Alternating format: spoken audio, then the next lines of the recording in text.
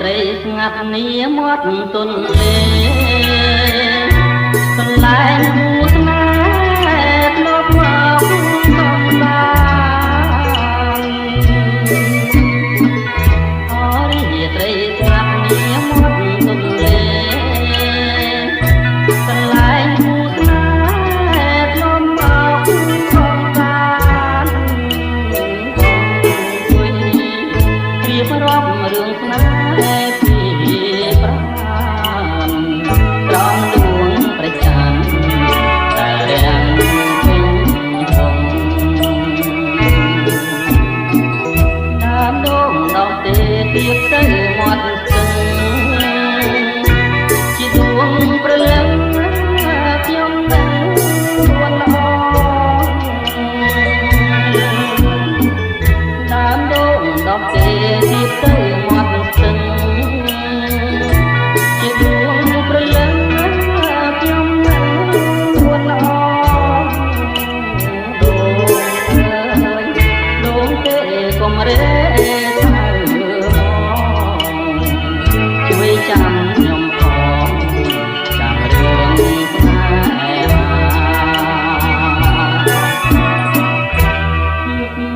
យន្ត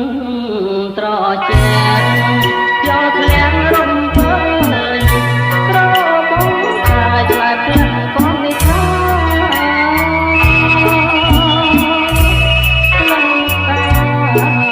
ចំពេញក្លិនភ័យជីវាជីវិតស្នេហាប្រាថ្នាគ្រប់ជាតិខ្ញុំបើព្រាន់គឺព្រាន់ដោយកម្ម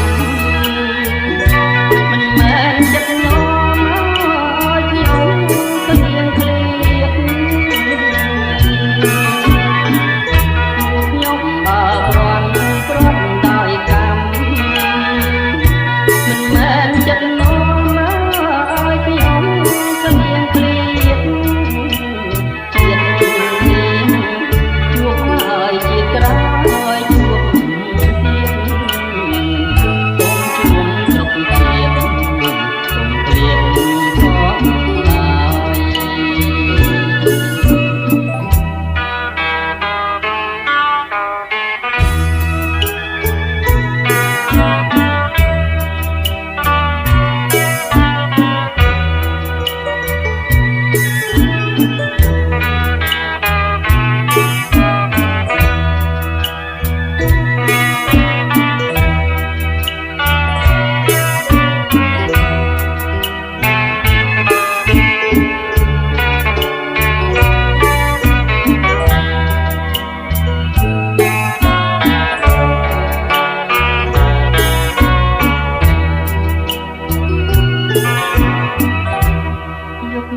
យន្ត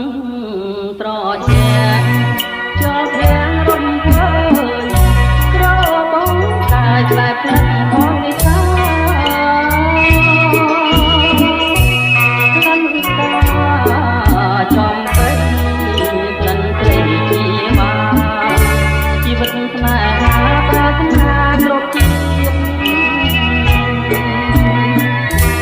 ខ្ញុំបើព្រាន់គឺព្រាត់ដោយកម្មមិនមែនចិត្តខ្ញុំឲ្យខ្ញុំក្លៀងក្លៀកខ្ញុំបើព្រាន់គឺព្រាត់ដោយកម្មមិនមែនចិត្តខ្ញុំឲ្យខ្ញុំក្លៀងក្លៀកជាតិនេះជួបហើយជាតិក្រោយជួបទៀតសូមជួបក្រុមជាតិកុំឃ្លាតសោះ